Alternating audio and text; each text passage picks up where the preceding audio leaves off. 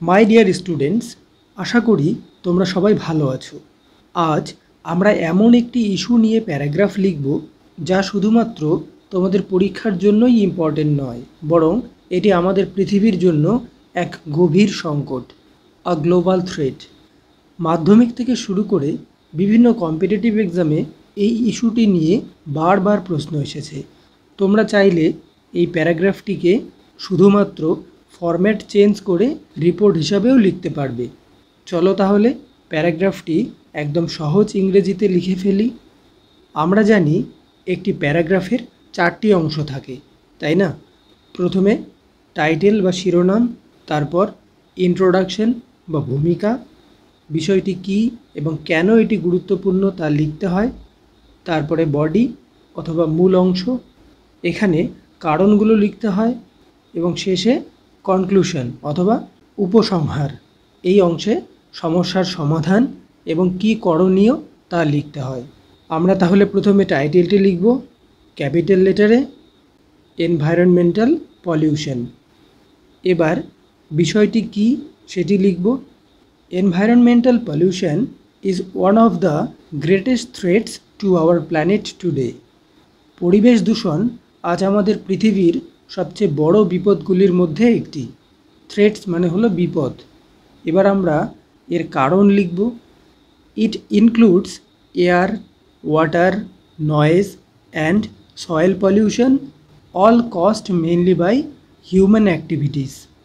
এর মধ্যে আছে বায়ু, জল, শব্দ আর মাটি দূষণ। আর এই সব কিছুর প্রধান কারণ হলো মানুষের কাজকর্ম। The smoke from vehicles and factories makes the air impure, while garbage and chemicals pollute water bodies. গাড়ি এবং কলকারখানার ধোঁয়া বায়ুকে দূষিত করে, আর আবর্জনা এবং রাসায়নিক পদার্থ জলাধারগুলিকে দূষিত করে। Excessive use of plastic and fertilizers has damaged the soil. অতিরিক্ত প্লাস্টিক এবং সার ব্যবহারে মাটি ক্ষতিগ্রস্ত হয়েছে। ফার্টিলাইজার্স মানে সার।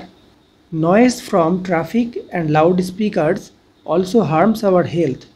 যানবাহনের আওয়াজ এবং মাইকের শব্দ আমাদের স্বাস্থ্যেরও ক্ষতি করে। হার্মস মানে ক্ষতি করা।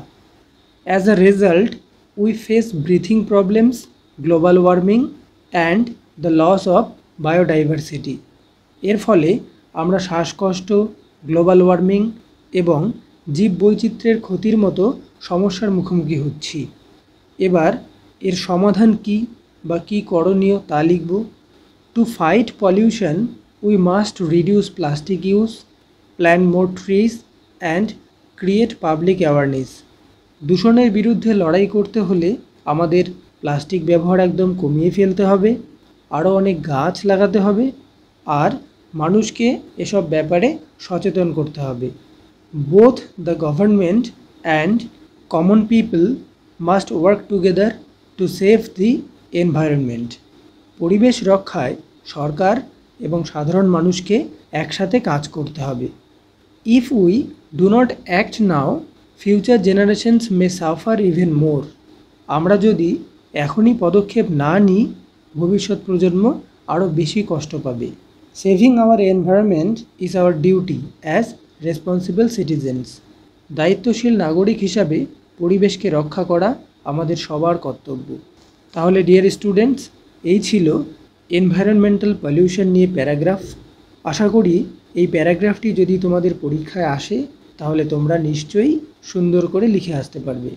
দেখা হবে আবার নতুন কোনো টপিক নিয়ে। ভালো থেকো। টাটা।